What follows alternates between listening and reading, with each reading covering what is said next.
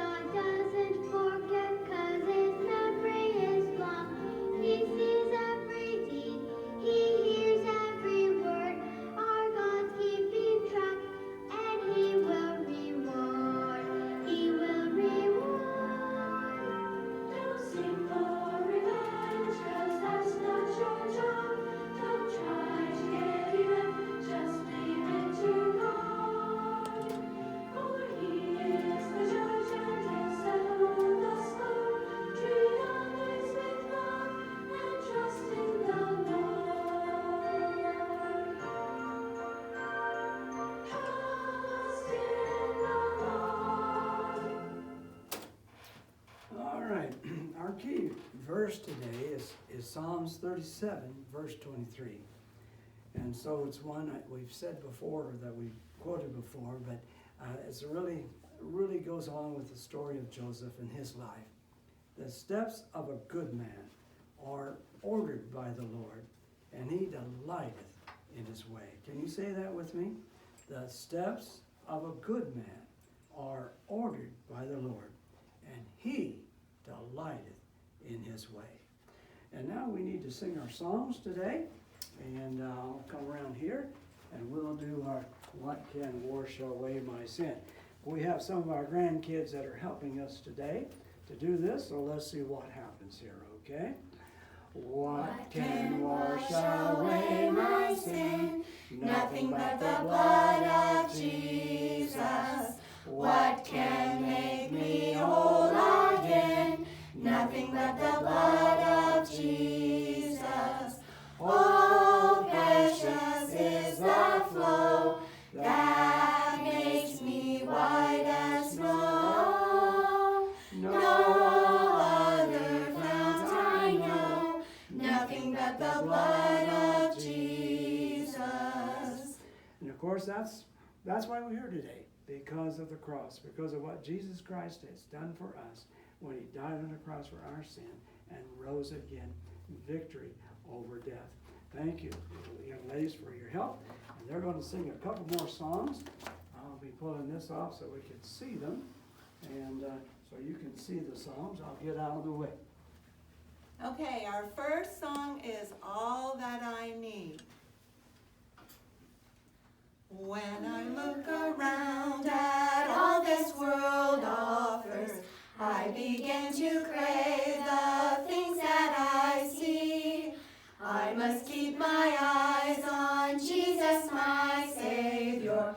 He has promised heavenly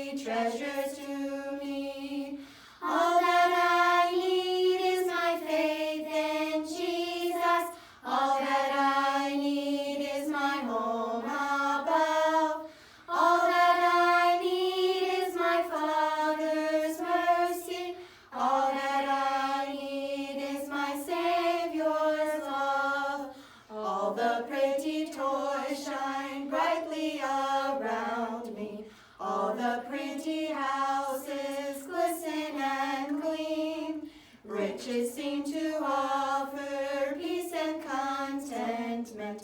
But it's just a lie, it's only a dream. All that I need is my faith in Jesus. All that I need is my home above. All that I need is my Father's mercy. All that I need is my Savior's love. Okay, our next song is The Fear of the Lord. You ready? The fear of the Lord. The fear of the Lord is the beginning of wisdom, beginning of wisdom. The fear of the Lord. The fear of the Lord is the beginning of wisdom.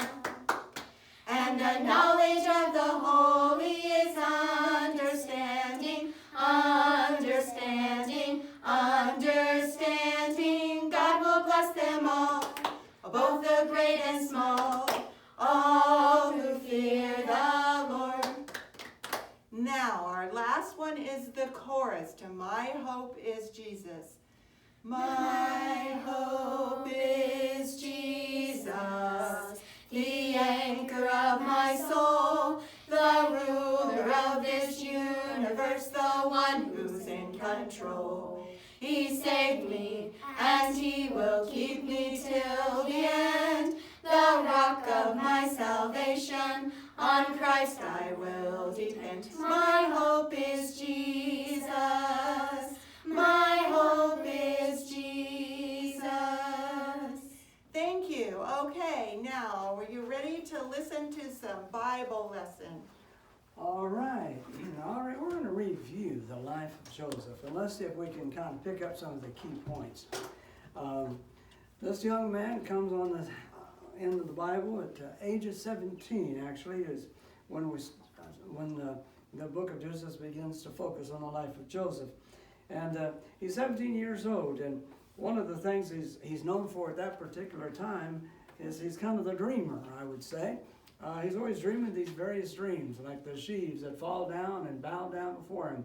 And of course, it appears that it's his brothers bowing down before him, is what it appears. And of course, that doesn't exactly make the brothers happy with him. And another dream he dreams, of course, is about the sun and moon and the stars, and they all bow down to him again. And so he becomes known as a dreamer. And of course, it's one of the reasons why his brothers really don't like him. I mean, here he is. And not only that, but we find that he is favored by his father as he's given a special coat and so forth. And probably another issue in the situation is he was always reporting on his brothers. They weren't exactly the most good guys, really. And they would do some things that were not right. And he would report to his father, and that did not go well with his brothers. So they hated him. And as you know the story, they came down to see how they were doing with the sheep. He traveled a long way. It probably took him a good while to find his brothers, as his dad had sent him down to check out how the sheep were doing. And so he went down to see how they were doing. And wow, when they saw him coming, they said, "Here comes the dreamer." And they wanted to get rid of him. Now, the only one that stood up, the only reason why they didn't kill him on the spot was because of Reuben. And they said, "Well, let's just throw him in this dry well." And they threw him in this dry well, and then they started eating lunch, if you remember. And then they saw merchants coming by, and wouldn't you believe it? Would you believe it? They pulled him out of the well, and they sold Joseph for 20 pieces of silver. Can you imagine that? They sold their own brother into slavery. And at that time, of course, Reuben was gone. When he came back, he wept. He did not know what to do, as you remember the story. And so they told him, and then they went home to their father, and they lied to their father. They said, is this, they had taken his robe, his nice robe, and they put blood on it. And they asked the father, "Is this Joseph's robe?" As if they didn't know. And yes, and so Israel considered Joseph as being dead. But of course we know, in fact, that God had ordered his steps a different direction. We find next that Joseph is in the household of Pharaoh. All right, not Pharaoh, I'm sorry, in Potiphar's house. Potiphar buys him as a slave, and when he comes to his house, it seems that the Lord was with Joseph, and everything that Joseph did seemed to prosper. And the Potiphar noticed this about this young man, and so he put him in charge of his whole household.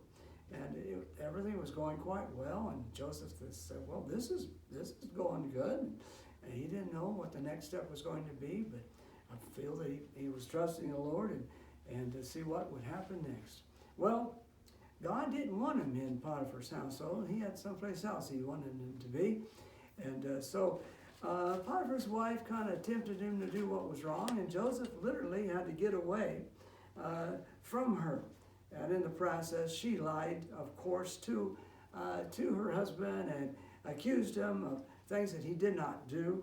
And so Potiphar put him in prison.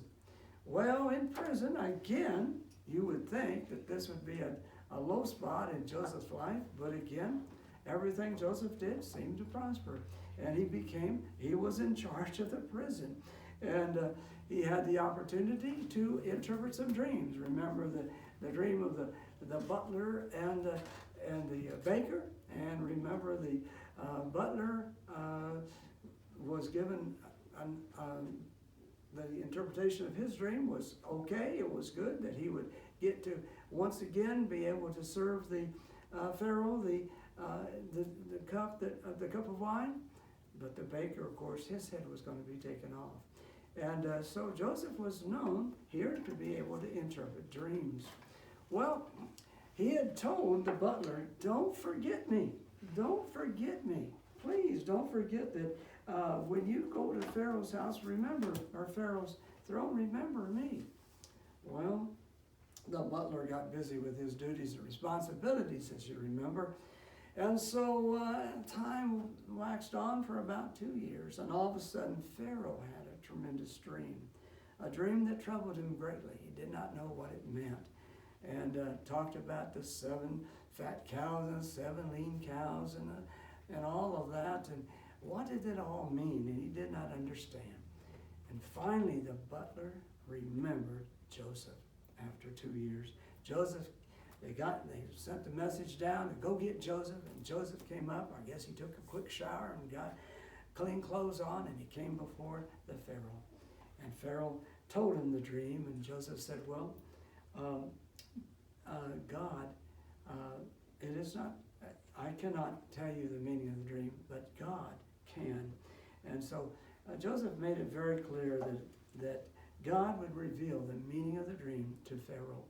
And so as Joseph stood there and told him the meaning that the 7 cows and the 7 good ears of corn were talking about good years of great things, of great wealth and great crops, and everything would come in greatly, and that the 7 bad cows and 7 lean stalks of corn would be the 7 bad years of famine, when everyone would be destitute, unable to get food.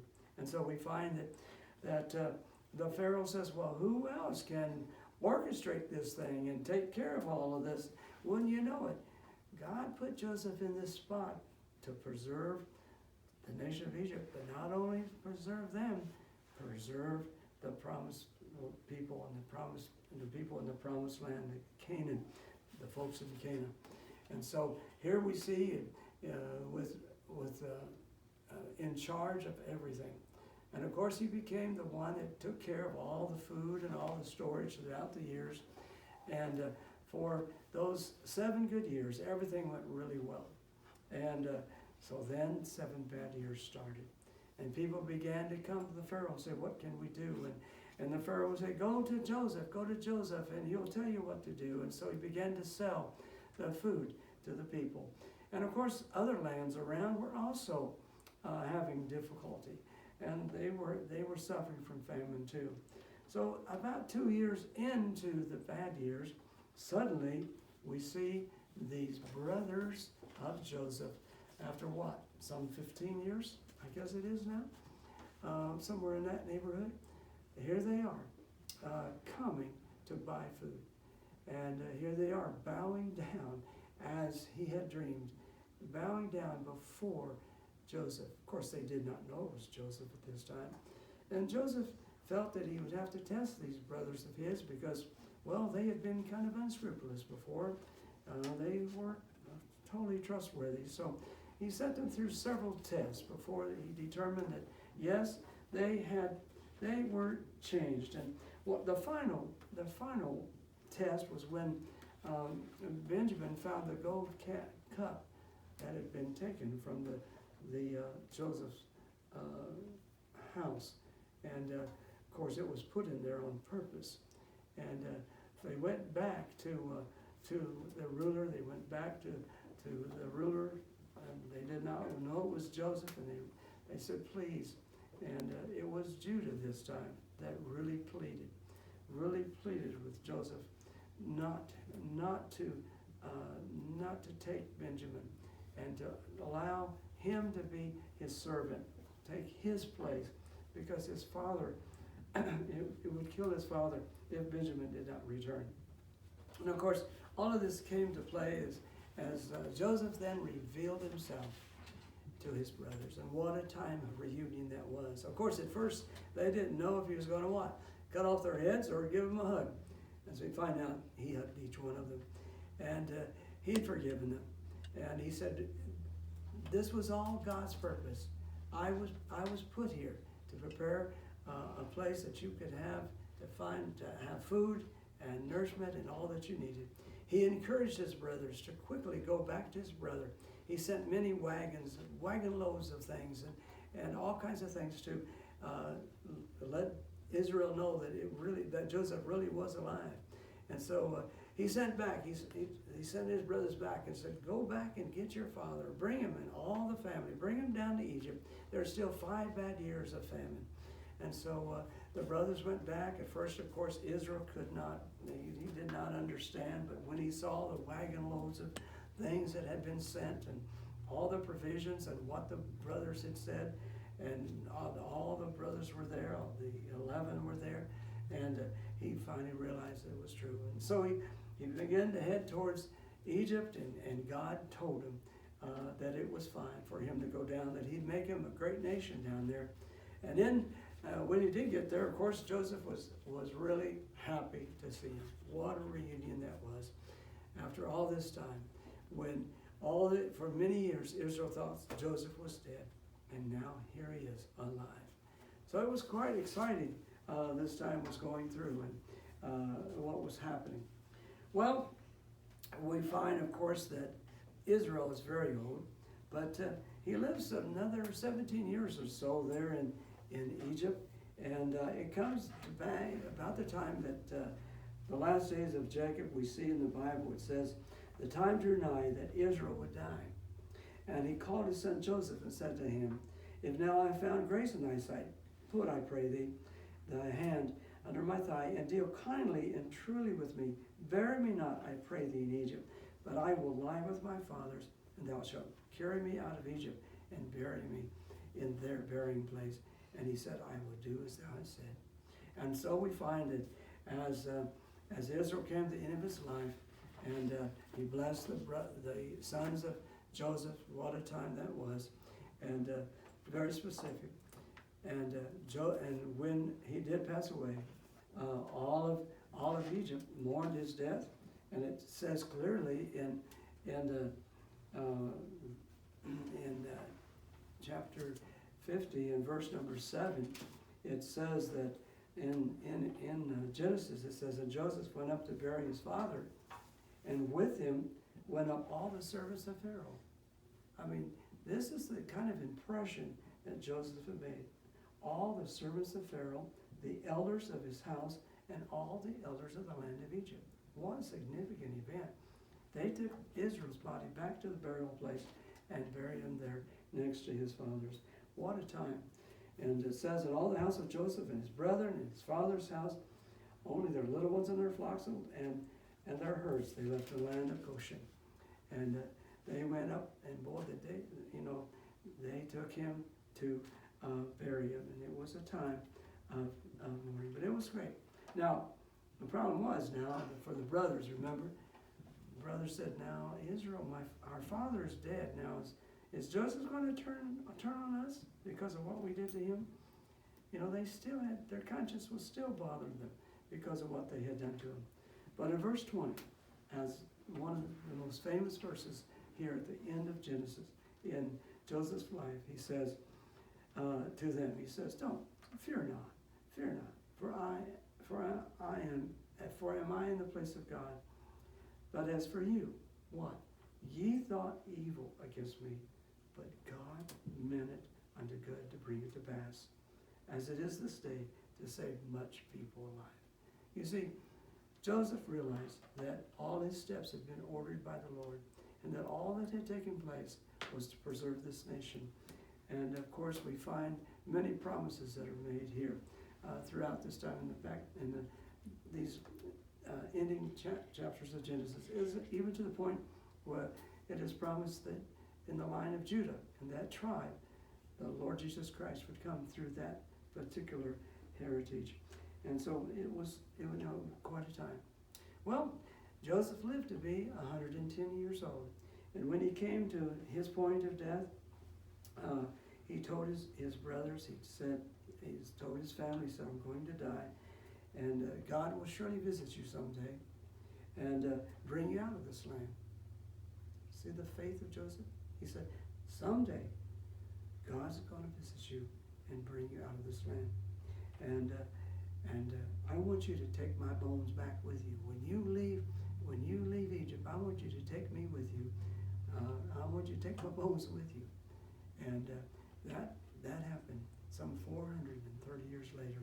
The people of Israel, the people there that had grown over 400 years, they were there in Egypt and became slaves. They forgot all about Joseph after a time.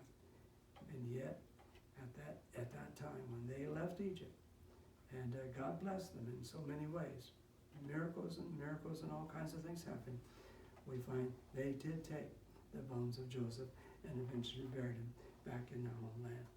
So those are the kinds of things that we went through with Joseph's life, and realizing that in every aspect, his life was just ordered by the Lord.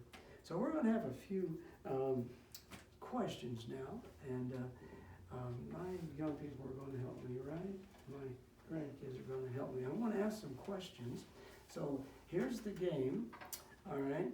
And it's here it comes up on the screen, and we see it here. And the stars, red, white, and blue. There we go. Okay, it's called Red, White, and Blue. We're going to get started with a question. And of course, the idea, let's see, is we'll be given some stars up here, and we'll give them a chance to guess which ones, like 500, and there you go. And it's going to go like that. So we'll give them a chance. Now, if you get the flag, you get that no matter what, red, white, or blue. So the idea is it red, is it white, or is it blue? So I've got some questions, and we're not going to do boys against girls this time. It's going to be individual. We're going to see who can get the most points today, all right? So we'll see what happens. Let's see, I have a question. A lot of questions here. I'm not sure which one I'll use at first, but here we go. Early in Joseph's life, what was he known as by his brothers? What was he known as by his brothers? Karis, do you have that answer? The dreamer. He was known as a dreamer. So you can come up here to the podium, and let's see. I'll come here right beside it there. And let's see how many points are on the first star here. Okay? 300 points. Is it going to be red, white, or blue? Red. She said red. Let's see what it is. Sorry, you didn't get 300 points. How about the second star? 300 points. Red. Red. Oh, well, she's got, Karis has 300 points. All right, what about the last one? White. White. Uh-oh, you got 300 points, okay? That's good, so we're talking about 300 points. You got 300 points there, right? Okay, I got a question for the next grandkid. All right, let's see. Over here, I think that's Alana, okay, Alana. Why was Joseph hated so by his brothers? Because he was favored by his father and was given a coat. Right, I think one of the reasons he was favored by his father, and another reason probably was he always was telling on his brothers when they did wrong. They didn't like that. You know how that is with your sister when they, it's just like that. All right, for 500 points, Alana, you're up on the stage now. What is going to be, red, white, or blue? Red, she says. Sorry, it's not red. For 100 points, red, white, or blue? Red. Red, she says. Oh, she's got 100 points. I got to write that down. Okay, for 300 points, what do you think that's going to be, red, white, or blue? White. Red. White. Oh, white? Okay, white. Oh, you get that. So you got 300 and 100. You got 400 points, right? Right now, you're the winner. Okay. All right, we got another one here. Who we're going to pick on next? Eden, come on up here, right by the podium. I got a question for you, all right? See if you can answer it.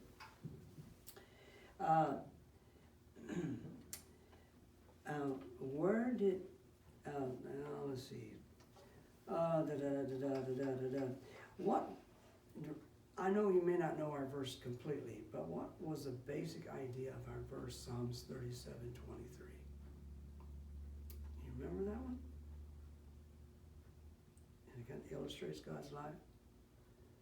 Do you remember some of the details of that verse? A good man what? Man, she's got a stumbling block here. Let's see if maybe someone else knows. Okay, well, I guess you have to sit down for right now. We'll have to come back to you later. All right. The steps of a good man are what? Ordered by the Lord, and he, meaning God, delighted in his way. All right, let's try another question, all right? See what you can do. After Israel, I guess we'll put Shauna back up here. This time Shauna. After Israel died, what was come run on up here, what were the brothers afraid of? After their daddy had died, what were they afraid of? They were afraid that they were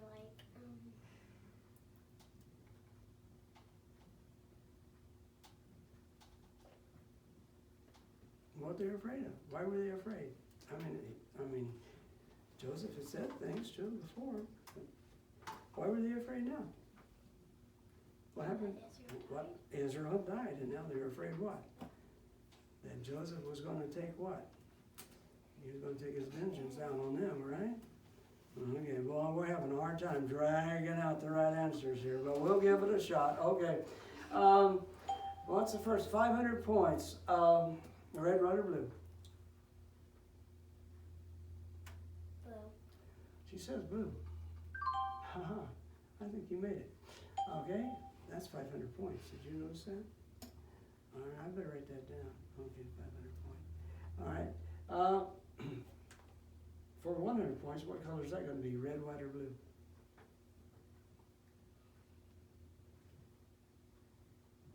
White. She says white. Oh, she got another 100 points. And another 500 points. So what are you going to go for this one? Red. Red. All red it is. Well, you were fortunate all the way through. 1,100 points. You are the winner at this point, okay? Shauna is the winner at this point. Okay, one more shot. Let's see if we can get you up here. All right.